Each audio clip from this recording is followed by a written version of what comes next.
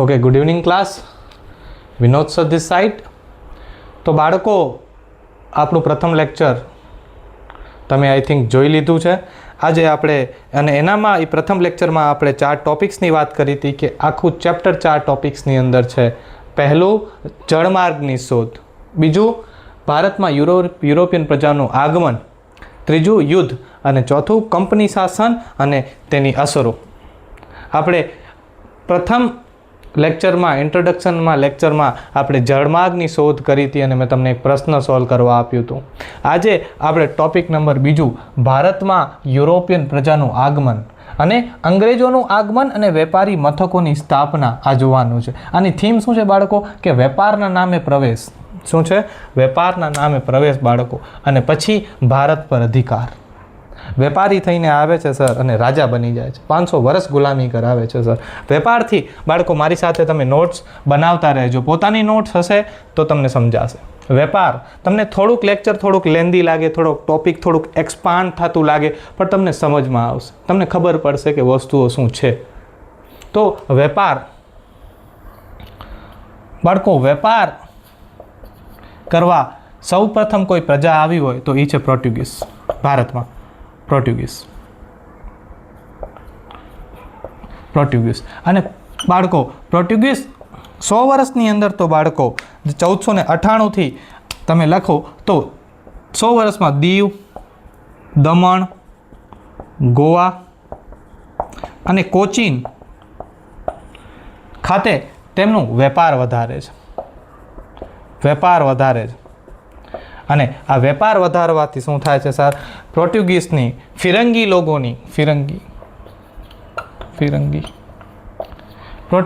ફિરંગીની આર્થિક સ્થિતિ સારી થાય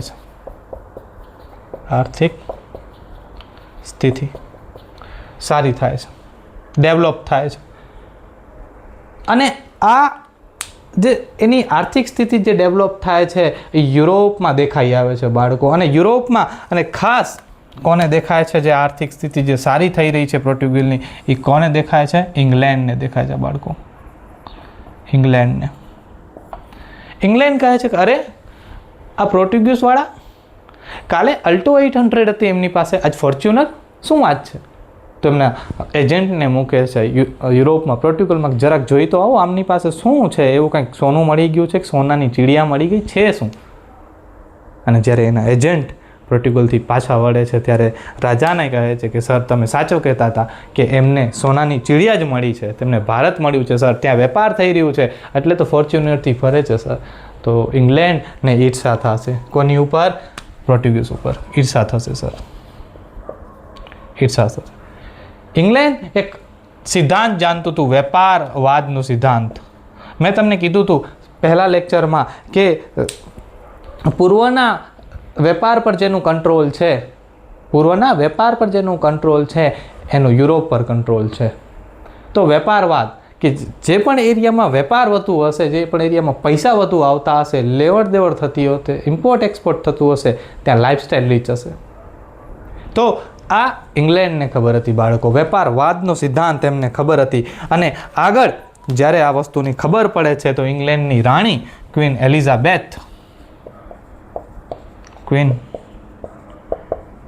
એલિઝાબેથ બાળકો ઇંગ્લિશ ઈસ્ટ ઇન્ડિયા કંપનીની સ્થાપના કરે છે 1600 AD કે ઇંગ્લિશ ઈસ્ટ ઇન્ડિયા કંપનીની સ્થાપના થાય છે બાળકો. અને આ ઇંગ્લિશ ઈસ્ટ ઇન્ડિયા કંપનીને 1608માં બાળકો, ઇંગ્લિશ ઈસ્ટ ઇન્ડિયા કંપનીને બાળકો 1608માં એમને ક્વીન એલિઝાબેથ 1608માં બાળકો ઇંગ્લિશ ઈસ્ટ ઇન્ડિયા કંપની બાળકો ભારત આવે છે. અને ભારતમાં ક્યાં બાળકો? સુરત. અને 1608માં William Hawkins, just a second.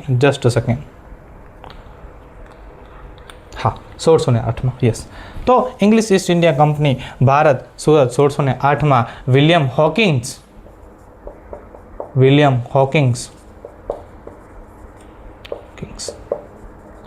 તેમનું હેક્ટર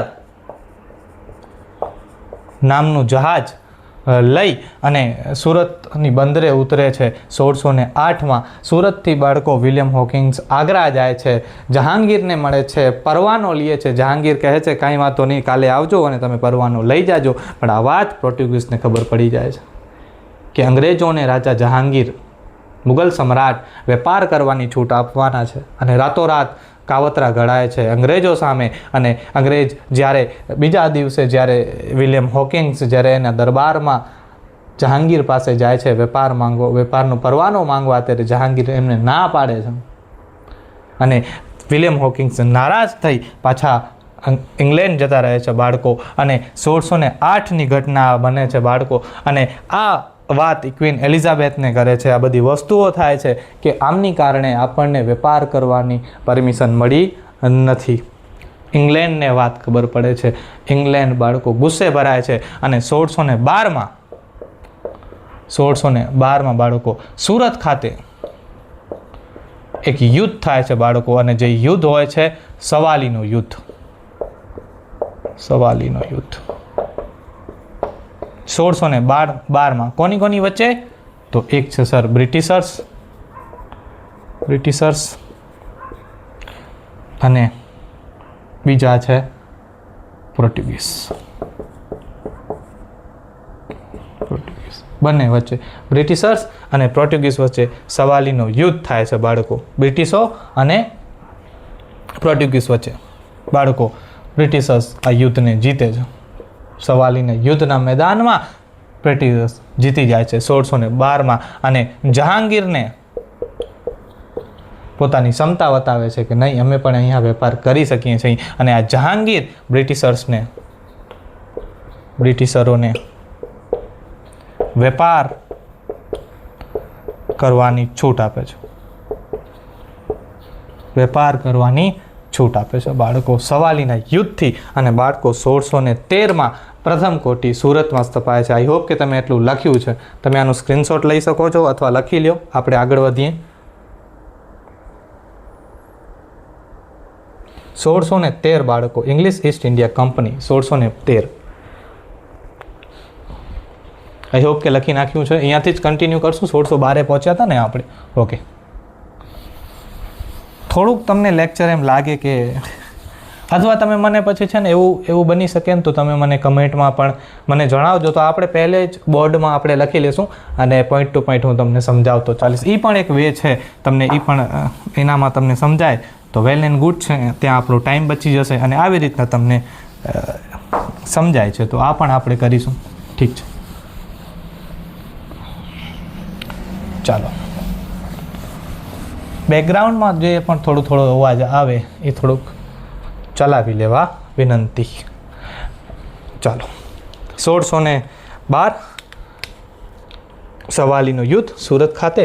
1613 બાળકો 1613 બ્રિટિશર્સો પોતાની પ્રથમ મથક સુરત ખાતે સ્થાપે છે. 1613માં બ્રિટિશર્સો બાળકો જલ્દી લખો. 1613માં પ્રથમ કોટી સુરત ખાતે. પછી તો બાળકો બ્રિટિશર્સો રૂક્યા નહીં. સુરત, પછી અમદાવાદ, ભરૂચ, આ બધી જગ્યાએ. પણ બાળકો અહીંયા એક તકલીફ હતી કે સુરત, અમદાવાદ, ભરૂચમાં સર મરાઠા સત્તા હતી સર. અને એના ડરથી આજે 1613માં જે બ્રિટિશર્સો હતા એમના ડરથી એ દક્ષિણ સાઈડ જતા રહે છે. અને દક્ષિણમાં એ મછલીપટ્ટનમ, જેને મછલીપટ્ટનમ પણ કહેવામાં આવે છે, મછલીપટ્ટનમ આંધ્રપ્રદેશ. પછી અલગ અલગ જગ્યાએ પોતાની કોટી સ્થાપે છે. સેન્ટ જ્યોર્જ, ફોર્ટ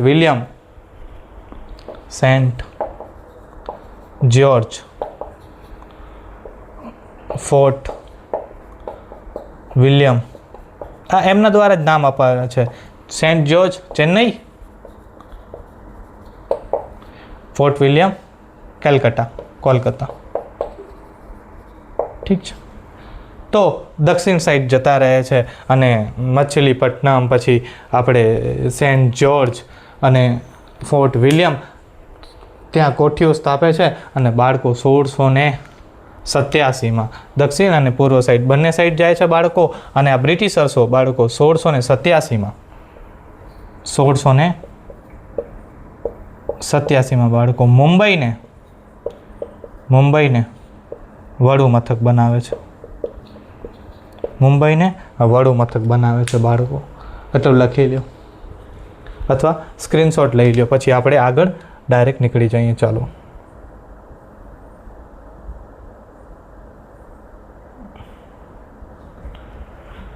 ઓકે, લખી લીધું. 1687માં મુંબઈને વડું મથક બનાવી રહ્યા છે.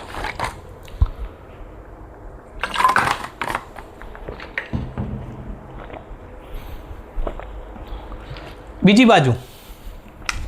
બાજુ મેં તમને કીધું હતું કે ફ્રાન્સ 1664 ફ્રેન્ચ ઈસ્ટ ઇન્ડિયા કંપનીની સ્થાપના. 1668 French English East India company Bharat આવે છે બાળકો. એમને પણ વેપાર કરવું છે ને, એમને પણ ખબર પડશે ફ્રાન્સને કે આ બધા પૈસાવાળા કેમ થઈ રહ્યા છે યુરોપમાં. હવે પૈસા આવશે, નાણાં, લાઇફસ્ટાઇલ રીચ થશે. તો 1668માં French English East India company Bharat આવશે સર. અને માહે, કરાઈગલ, પોંડિચેરી, ચંદ્રનગર, મછલીપટ્ટનમ આ જગ્યાએ એમના કોઠી સ્થપાશે, તેમના વેપારી મથકો સ્થપાશે બાળકો. તો લખો, મારી સાથે લખો. ચાલો, પહેલા મછલીપટ્ટનમ, ઓકે, પટ્ટમ આંધ્રપ્રદેશ. માહે, પછી ચંદ્રનગર, પછી પોંડિચેરી, કરાઈગલ,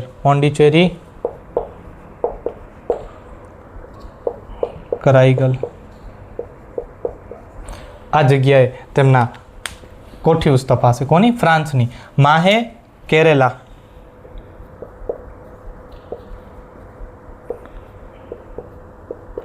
ચંદ્રનગર, વેસ્ટ બેંગોલ,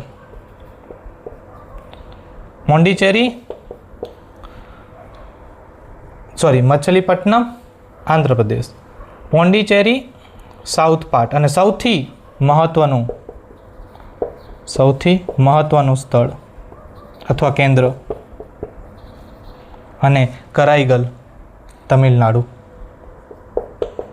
આ જગ્યાએ French English East India company પોતાની વેપારી મથકો, પોતાની કોઠીઓ સ્થાપશે. કોણ? ફ્રાન્સ. હવે બાળકો એક સાઈડ છે ફ્રાન્સ અને એક સાઈડ છે ઇંગ્લિશ ઈસ્ટ ઇન્ડિયા કંપની. ચાલો, હવે આ આવી ગયું, તમે આની જોડે જ લખી નાખજો. હવે 1668માં ફ્રેન્ચ ઈસ્ટ ઇન્ડિયા કંપની છે, ઠીક છે, અને આ સાઈડ છે ઇંગ્લિશ ઈસ્ટ ઇન્ડિયા કંપની, અને આ સાઈડ છે ઇંગ્લિશ ઈસ્ટ ઇન્ડિયા કંપની. હવે બંને વિદેશી પ્રજાઓ ભારત પર વેપાર કરી રહી છે સાહેબ, ભારત પર. એક ફ્રેન્ચ, એક ફ્રાન્સવાલા અને એક બ્રિટિશવાલા. તો ચાલો વાત કરીએ આગળ એમની. તો આ લખી નાખ્યું. ચાલો એક સ્ક્રીનશોટ લઈ લેજો, ઠીક છે. આગળ વધીએ છીએ બાળકો. આઈ હોપ કે તમને સમજાઈ રહ્યું છે. થોડુંક તમને ટોપિક થોડુંક લાંબુ લાગશે પણ તમને સમજવું જરૂરી છે. ચાલો આગળ વાત કરીએ બાળકો. ઘણી બધી વાતો છે બાળકો. 1613 મેં વાત કરી જેમ કે એક બાજુ છે ઇંગ્લિશ ઈસ્ટ ઇન્ડિયા કંપની, એક બાજુ છે ફ્રાન્સ ઈસ્ટ ઇન્ડિયા કંપની. બંનેનું વેપારી મથકો બંનેના સારા છે, બંને પોતપોતાનો વેપાર કરી રહ્યા છે બાળકો. હવે વેપાર કરતાં કરતાં બાળકો ઇંગ્લિશ ઈસ્ટ ઇન્ડિયા કંપનીને સરકાર તરફથી સપોર્ટ મળે છે. ઇંગ્લિશ ઈસ્ટ ઇન્ડિયા કંપનીને સૈન્ય મળે છે, નેવી મળે છે. આ બાજુ સેમ ફ્રેન્ચ સરકારનો સપોર્ટ, એમની ગવર્મેન્ટ એમને સપોર્ટ કરે છે. એમની પાસે પણ સૈન્ય છે, લશ્કરી સૈન્ય, નેવી છે બંને પાસે. અને બંને શું કરે છે? પોતાના વિસ્તારમાં મોનોપોલી એડ કરે છે. મોનોપોલી એટલે એકાધિકાર અથવા ઇજારો યાની monopoly. English East India company અને આ પણ પોતાના ઇજારો, મોનોપોલી. પોતાના વિસ્તારમાં મોનોપોલી એડ કરે છે અને થાય છે કેવું કે આ વેપાર ચાલતું હોય છે અને ઇંગ્લિશ ઈસ્ટ ઇન્ડિયા કંપની અને ફ્રાન્સ ઈસ્ટ ઇન્ડિયા કંપની પોતાનો વેપાર કરી રહી છે બાળકો. અને આ પોલિસીના કારણે, આ મોનોપોલીના કારણે બાળકો આના બંને વચ્ચે શું થઈ જાય છે? ટ્રેડ વોર થઈ જાય છે બાળકો. ટ્રેડ વોર એટલે વેપાર યુદ્ધ. એમની નીતિઓના કારણે સર, એમની પોલિસીના કારણે ઇંગ્લિશ ઈસ્ટ ઇન્ડિયા કંપની કહે છે ફ્રાન્સને કે અગર તમને અહીંયાથી જવું છે તો તમને 5,000 રૂપીસ ટેક્સ પે કરવું પડશે. ફ્રેન્ચને કહે કાંઈ વાંધો નહીં, અમે કરી દઈશું, પણ તમે અમારી આ સાઈડથી નીકળશો, અહીંયાથી ગુડ્સ લઈને નીકળશો, તમને 10,000 રૂપિયા ટેક્સ ભરવું પડશે. તો આના કારણે ટ્રેડ વોર થાય છે સાહેબ. હમણાં ટ્રેડ વોર નહોતી હાલતી, તમને ખ્યાલ જ છે. કોની વચ્ચે? ચાઇના અને અમેરિકા વચ્ચે ટ્રેડ વોર. અને ટ્રેડ વોરમાં હંમેશા નુકસાન કોને થાય છે? કોઈ પણ વોર હોય બાળકો, નુકસાન કોને થાય છે? Middle class. અમેરિકા કે 40% ટેક્સ ચાઇના ઉપર, ચાઇના કે અમે 60% ટેક્સ. અરે તમે ટેક્સ રમો છો, અહીંયા ભારતમાં ગુડ્સ મોંઘા થઈ રહ્યા છે. મિડલ ક્લાસ લોકો રિસોર્સ પરચેસ નથી કરી શકતા. તમે જુઓ ને. તો હમણાં વોર ચાલુ છે, અત્યારે તાજું વોર ચાલુ છે. પેટ્રોલ અને ડીઝલની હાલત તમે જુઓ. પેનિક બાઇંગ થઈ રહી છે સાહેબ. તો ટ્રેડ વોર થઈ રહ્યા છે.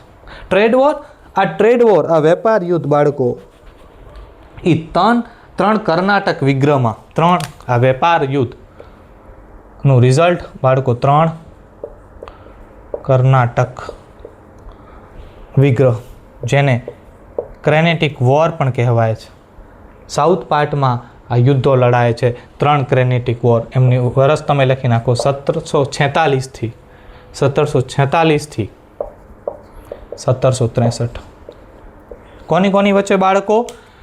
ઇંગ્લિશ ઈસ્ટ ઇન્ડિયા કંપની, બ્રિટિશર્સો અને ફ્રેન્ચ છે. અને 1763ના આ બધી લડાઈઓ, ફર્સ્ટ, સેકન્ડ અને થર્ડ, બહુ ઇન ડિટેલ આપણે નથી જતા, પણ બાળકો 1763માં આખરે ઇંગ્લિશ ઈસ્ટ ઇન્ડિયા કંપનીનો વિજય થાય છે. 1763માં ઇંગ્લિશ ઈસ્ટ ઇન્ડિયા કંપનીનું બાળકો વિજય થાય છે. અને ટ્રીટી ઓફ પેરિસમાં ટ્રીટી થાય છે French English East India company સામે. ફ્રેન્ચને કહે છે કે અહીંયા સાઇન કરો, સંધિ કરો. અને સંધિમાં બાળકો જે ફ્રાન્સના જેટલા પણ એરિયા છે એ બ્રિટિશર્સો એમને પાછા આપી દે છે કે હવે તમે વેપાર કરો, કાંઈ વાંધો નહીં, પણ તમે કોઈ પણ મોનોપોલી નહીં લગાવી શકો. તમને કોઈ પણ ડિસિઝન લેવું છે તો અમને પૂછવું પડશે. અને તમે જેટલા પણ પૈસા કમાશો, તમે જેટલા પણ પૈસા જે તમે કમાવાના છો વેપાર કરીને, એના 30% અમને આપી દેજો. વેપારવાદ મેં તમને સ્ટાર્ટિંગમાં લખાવ્યું ને, ઇંગ્લેન્ડ, ભાગલા કરો અને રાજ કરો. ખાલસા નીતિ, સબસિડરી એલાયન્સ આગળ આવશે, આપણે ભણીશું. તો 1763માં ટ્રીટી ઓફ પેરિસ થાય છે. બ્રિટિશર્સ જીતે છે અને ફ્રેન્ચને કહે છે કે કાંઈ વાંધો નહીં, તમે તમારા મથકો પાછા લ્યો, વેપાર શરૂ રાખો, પણ જેટલા પણ તમે વેપારમાંથી પૈસા કમાવો છો, જેટલા પણ નાણાં તમે કમાવો છો, એના 30% અમને આપી દેજો. ફ્રાન્સને માનવું પડે છે. આઇલેન્ડ ઓફ બોમ્બે, ઘણી બધી વાતો છે. આપણે બધી વાતો કરવા જઈશું તો લેક્ચર થોડુંક લાંબુ થઈ જશે બાળકો. તો ટ્રીટી ઓફ પેરિસ થાય છે 1763માં. એટલું લખાઈ ગયું? ઓકે, દેખાઈ રહ્યું છે તમને? હા, 1763 3 કર્ણાટક વિગ્રહ, એનું રિઝલ્ટ તમે બાળકો લખી નાખો. આ વેપાર યુદ્ધ 3 કર્ણાટક વિગ્રહનું વેપારનું તમે રિઝલ્ટ લખી નાખો. Treaty of Paris. Treaty of Paris. Monopoly tax ન લગાવતા તો આજ સ્ટોરી કંઈક અલગ હતી. તો English East India company, English East India company versus France East India company. Trade war મેં તમને જેમ કીધું, શું કામ ટ્રેડ વોર થયા તમને ખ્યાલ છે, મોનોપોલીના કારણે સર ટ્રેડ વોરમાં 3 કર્ણાટક વિગ્રહ અને એમનું રિઝલ્ટ 1746 થી 1763. અને આમનું રિઝલ્ટ શું આવ્યું બાળકો? બ્રિટિશર્સ વોન, જીતી ગયા. અને રિઝલ્ટમાં શું થયું? Treaty of Paris 1763. અને આનાથી શું થશે બાળકો? ફ્રાન્સના જેટલા પણ વેપારી મથકો છે એ હવે કોની કંટ્રોલમાં હશે, કોના અંડર હશે? બ્રિટિશર્સના. અને ધીરે ધીરે બાળકો આપણે જોઈશું કે બ્રિટિશર્સ પોતાની સામ્રાજ્યની સ્થાપના, સામ્રાજ્યનું વિસ્તાર કેવી રીતના વધારે છે. આગળનો લેક્ચર બાળકો આવવાનું છે બક્સરનું યુદ્ધ, પ્લાસીનું યુદ્ધ, 24 પરગણા જમીન, રેવન્યુ ટેક્સ, આ બધા જે બ્રિટિશર્સને મળે છે યુદ્ધ પાછળ, પ્લાસીના યુદ્ધ પાછળ, બક્સરના યુદ્ધ પાછળ કર વસૂલ કરવાનો અધિકાર મળે છે બાળકો બક્સરના યુદ્ધ પછી. બ્રિટિશર્સની નીતિઓ, પોલિસીસ, ઇંગ્લિશ ઈસ્ટ ઇન્ડિયા કંપનીની પોલિસીસ બહુ ડિફિકલ્ટ બને છે. અને આના કારણે એનું એક કારણ બને છે. અને આ કારણ જે એમની પોલિસીસ બહુ ડિફિકલ્ટ બને છે એના કારણે બ્રિટેનમાં, ઇંગ્લેન્ડમાં ક્વીન એલિઝાબેથની નજર જાય છે બાળકો. અને પછી કંપની શાસન લાવે છે, રેગ્યુલેટિંગ એક્ટ 1773. આપણે એની પર વાત કરીશું. પછી ત્યાંથી પ્રથમ ગવર્નર જનરલ, બંગાળનો ગવર્નર જનરલ, પછી વાઇસરોય, એ બધા આપણે ભણવાના છે. વિલિયમ બેન્ટિક, ડેલહાઉસી, આ બધાને આપણે ભણવાના છીએ. તો બાળકો આ લેક્ચર સુધી આપણે આજ એટલું રાખીએ છીએ. આપણે ઘણી બધી આજ વાતો કરી, ઠીક છે. તો તમને સમજાઈ રહ્યું છે તો સારી વાત છે બાળકો. કમેન્ટ કરીને મેં તમને જે પૂછેલું છે કમેન્ટ કરીને મને જરૂર જણાવો કે સર આપણે પહેલાં લખી લઈએ અને પછી હું તમને પોઈન્ટ વાઇઝ સમજાવતો આવું તો તમને સસ્તું પડશે અને તમને આવી રીતના સમજવું છે તો નો ડાઉટ છે, ઠીક છે. તો મળીએ છીએ હવે આપણે ત્રીજા લેક્ચરમાં. જે ત્રીજો લેક્ચર જે થવાનું છે એ યુદ્ધ વિશે લેક્ચર થવાનું છે. પ્લાસી અને બક્સરનું યુદ્ધ એનામાં આપણે જોઈશું અને ચોથા લેક્ચરમાં આપણે ચેપ્ટરને ખતમ કરીશું. આઈ હોપ કે તમને સમજમાં આવ્યું છે. લેક્ચરને જોતા રહો, ઘણો પ્રેમ આપો, કમેન્ટ જરૂર કરજો. જય હિન્દ, થેન્ક યુ.